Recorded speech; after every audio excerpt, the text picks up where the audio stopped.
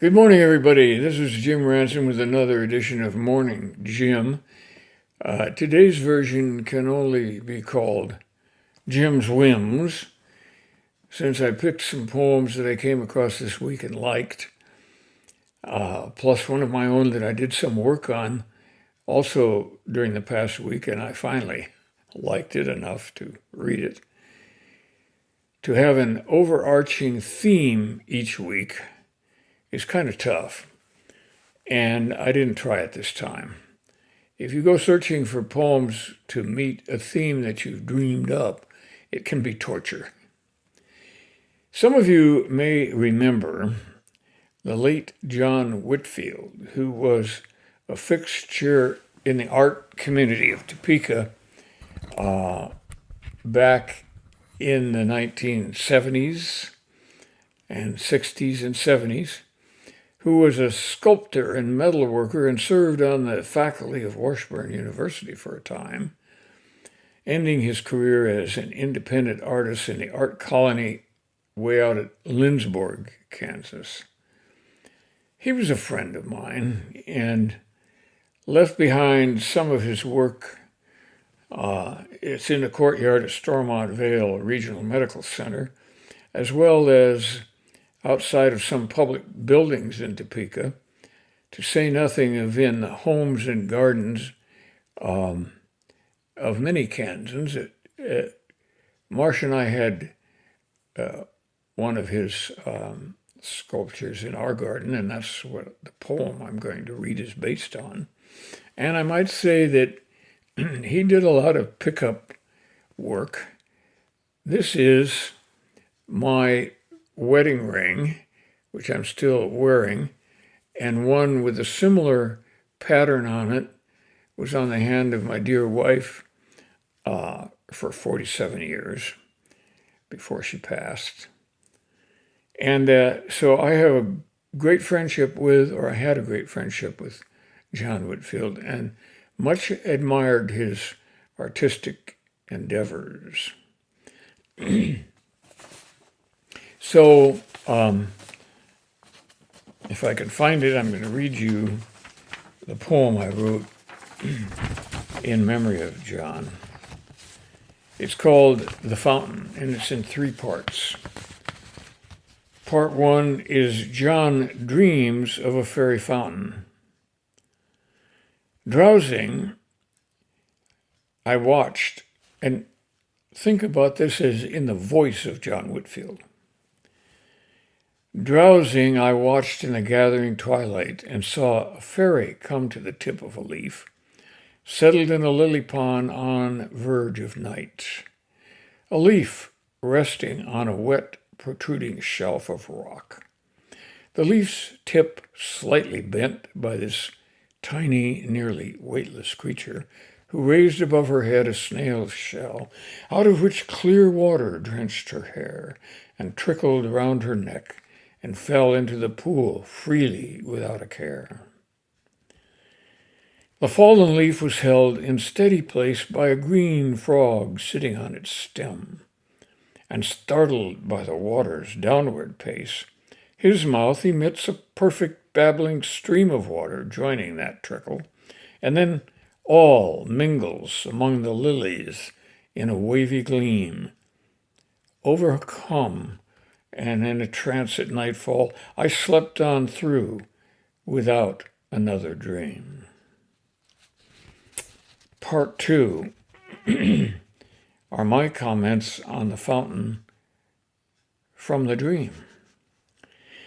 It's morning now, and standing on my patio, the first wisps of sunlight glisten on the wet patina of John's once and only fairy fountain. The large and artful hammered copper leaf, holding the lithe fairy figure as water bathes her hair and neck and falls among the lilies. A frog squatting on the stem and on the rock sends a stream of water like a dream. Part 3, Reflection. The John o' dreams and clever hands is gone. Sometimes our minds mingle in the black of night, because we know that life is oh so brief. Are we comforted that art is sometimes long? When the water's falling soft and glistening, we stand together by the fountain, listening. John was an unforgettable figure and part of the life of myself and Marcia.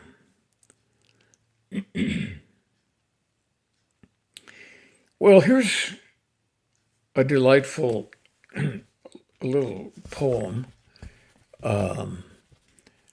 and a lighter poem from Poetry 180 by Billy Collins. He didn't write it. It's a collection of poems that he got together called Poetry 180, a turning back to poetry.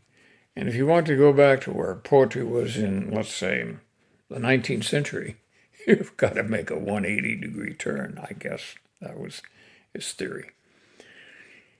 Mary Cornish is the author of this poem called Numbers, and Mary Cornish is a professor of creative writing at Oberlin College. I like the generosity of numbers, the way, for example, they are willing to count anything or anyone. 2 pickles, 1 door to the room, 8 dancers dressed as swans. I like the domesticity of addition. Add 2 cups of milk and stir. The sense of plenty. 6 plums on the ground, 3 more falling from the tree. And multiplication's school of fish times fish, whose silver bodies breed beneath the shadow of a boat. Even subtraction is never a loss, just addition somewhere else. 5 sparrows take away 2. The 2 in someone else's garden now. There's an amplitude in long division as it opens Chinese takeout box by paper box. Inside every folded cookie, a new fortune. And I never fail to be surprised by the gift of an odd remainder, footloose at the end. 47 divided by 11 equals 4, with 3 remaining. 3 boys beyond their mother's call. 2 Italians off to sea.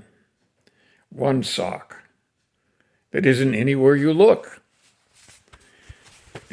That's a funny little and entertaining little poem by Mary Cornish. Thank you, Mary.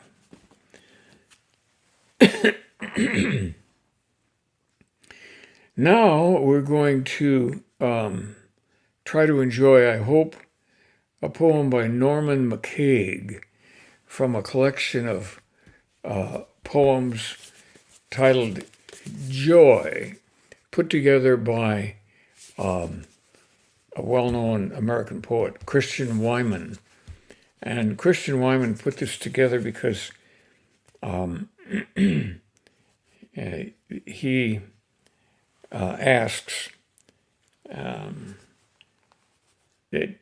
how does one speak of joy amid such ubiquitous injustice and suffering in the world? Well, by this time, if we're adults, we know a lot about that. And then, of course, there's the old modernist poetry maxim that says, no agony, no art. And this selection by Christian Wyman tries to put a little bit of a dent in that and awakens us to the essential joy that we should be finding in life if only we take the time to look. And so this poem is by a Scottish poet whose name is Norman MacCaig, and the title is One of the Many Days. I never saw more frogs than once at the back of Ben Doran. Joseph coated, they ambled and jumped in the sweet marsh grass like colored ideas. The river ran glass in the sun. I waded in the jocular water of Loch Lyon.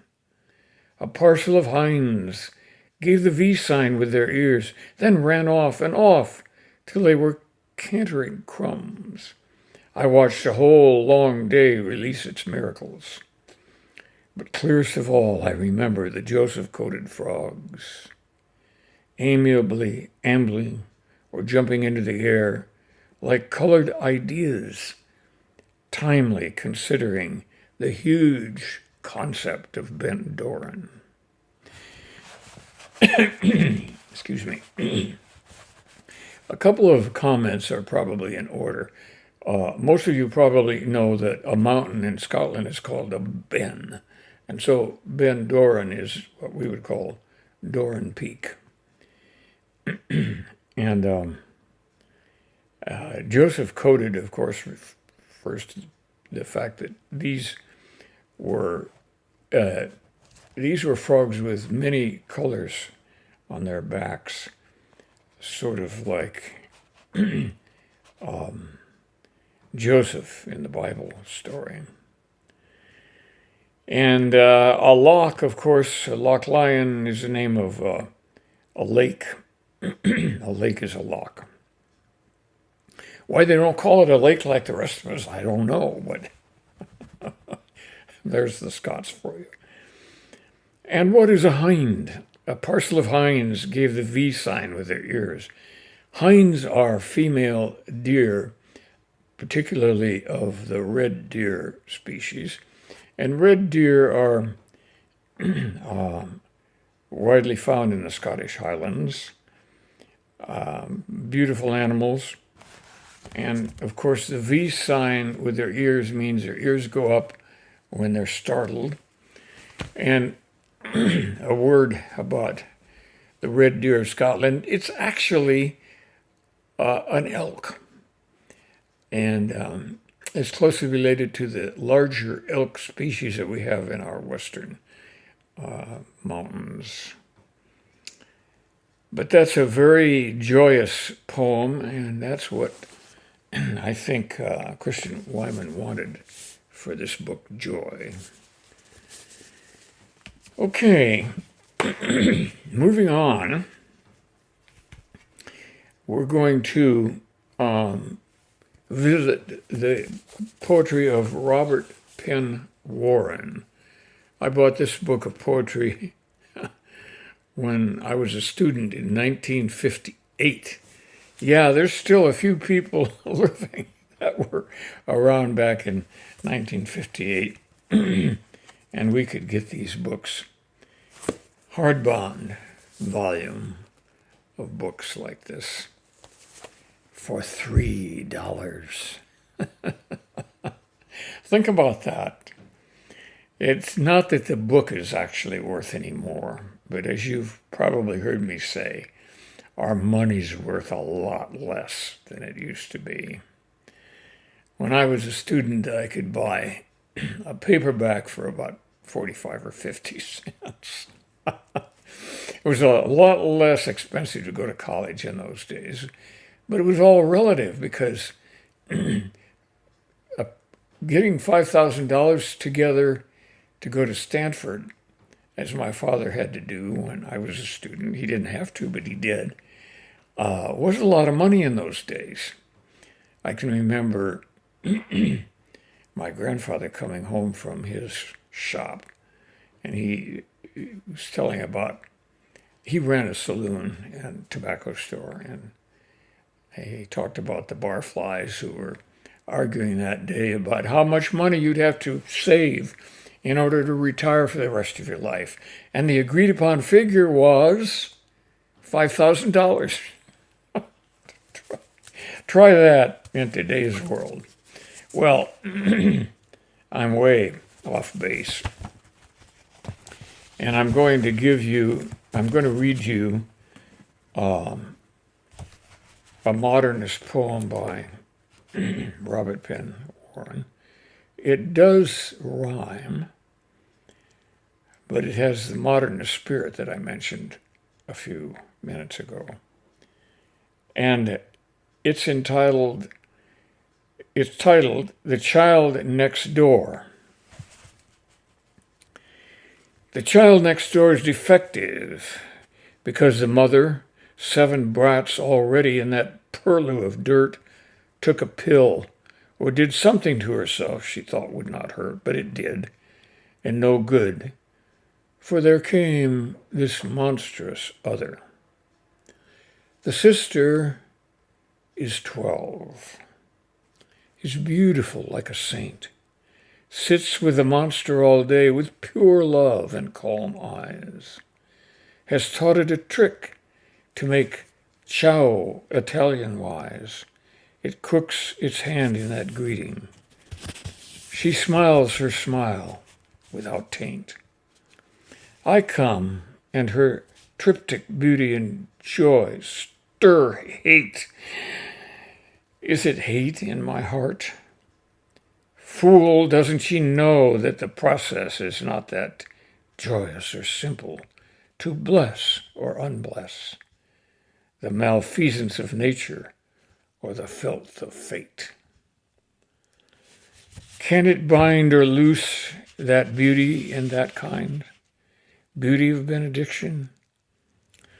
I trust our hope to prevail, that heart joy in beauty be wisdom, before beauty fail, and be gathered like air in the ruck of the world's wind. I think of your goldness, of joy, how empires grind, stars are hurled. I smile stiff, saying chow, and think, this is the world. That's a typical poem by Robert Penn Warren, and you'll see some of that grit in his novels as well. But I have to say that is a really good poem.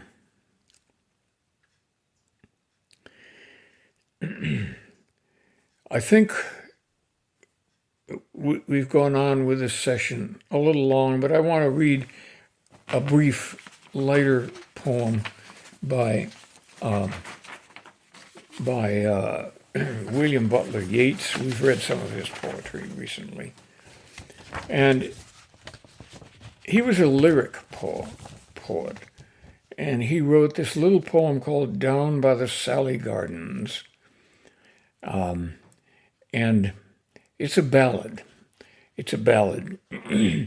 And it's a wonder that it hasn't been turned to music, and maybe it has.